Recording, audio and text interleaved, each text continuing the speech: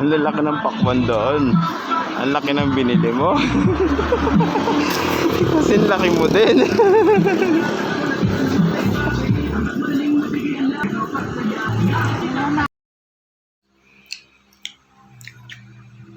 Guys, napakapula, napakatamis. After tripping. After tripping. Tapos tayo nag-tripping, may nadaanan kami sa kalsada, nagbibenta ng pakwan. Isa lang ang binili. 45 ang kilo. Maliliit. Per kilo kasi siya, hindi siya pagkaraso. Sarap ng napili namin. Sobrang tamis, grabe. As in, parang may asukal.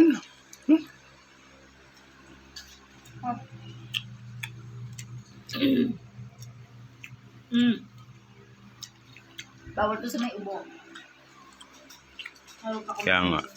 Kaya isa lang ang binili namin, maliit lang. Kasi bawal sa may ubo. Putas na bawal sa may ubo yung mangga. Yung pala yun, napakatamis.